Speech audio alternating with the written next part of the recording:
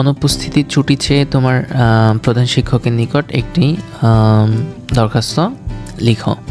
তো এটা হচ্ছে যে এখানে দেখো, এখানে বলা হয়েছে ইউর হেডমাস্টার। অনেক জায়গায় এখানে থাকতে পারে ইউর প্রিন্সিপাল, তাহলে হচ্ছে যে হেডমাস্টারের জায়গায় তোমরা প্রিন্সিপাল লাগাই দিলে হয়ে যাবে।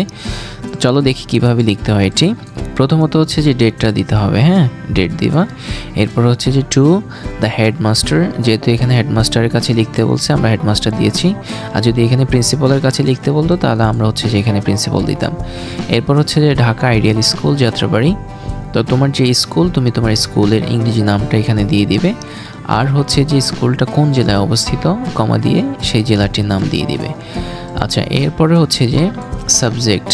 তো সাবজেক্ট হচ্ছে যে কোন বিষয়ের উপর আমরা লিখবো হচ্ছে যে লিভ অফ অ্যাবসেন্সের উপর, এই জন্য আমরা এখানে দিয়েছি যে prayer for leave of absence.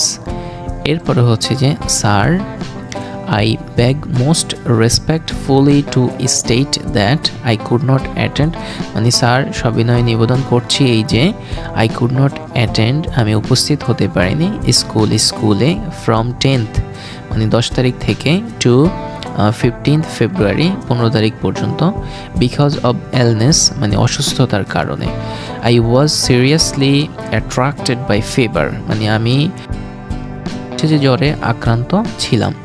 এরপর হচ্ছে যে I therefore pray and hope that you would be kind enough to grant me leave of absence for those days only। আচ্ছা, তো এখানে হচ্ছে যে দেখো, এখানে হচ্ছে যে তোমার 5 দিনের ছুটির জন্য এই দরখাস্তটি আমরা লিখেছি। তো তুমি চাইলে একদিনেরও লিখতে পারো। সেটা কিভাবে? ধরো সাপোজ হচ্ছে তুমি একদিন অনুপস্থিত ছিলা, তুমি এখানে 10th ফেব্রুয়ারি দিলে হবে, টু 15 ফেব্রুয়ারি এটা দিতে হবে না, শুধু 10th ফেব্রুয়ারি। অথবা তুমি যদি ধরো 12 তারিখে 12ই ফেব্রুয়ারি তুমি অনুপস্থিত ছিলে, তাহলে তুমি এখানে দিয়ে দিবে 12th ফেব্রুয়ারি, ঠিক আছে? এইভাবে করে একদিনেরটা দিতে পারো। আর হচ্ছে যে এখানে শুধু একদিন দিলে এখানে হচ্ছে যে ফর দিস হবে, THIS, দিস ডেজ অনলি মানে এই দিনটি, আর দোজ মানে হচ্ছে যে দিনগুলো, যেহেতু এখানে 5টা দিন সেই জন্য দিনগুলো, আর যদি একদিন হয় তাহলে দিস ডেজ দিয়ে দিবা। আচ্ছা, এরপরে হচ্ছে যে I remain sir your most obedient pupil, এটা তো তোমরা জানোই যে আপনার একান্ত বাধ্যগত ছাত্র অথবা ছাত্রী যেটাই হোক, MD আবদুল্লাহ, তুমি তোমার নাম দিয়ে দিবা। এরপরে ক্লাস, তোমার ক্লাস দিয়ে দিবা। এরপর হচ্ছে যে রোল নাম্বার, তোমার রোল নাম্বারটা দিয়ে দিবা।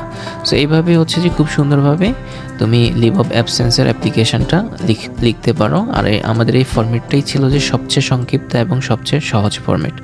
আমাদের সঙ্গে থাকার জন্য তোমাদেরকে অসংখ্য ধন্যবাদ।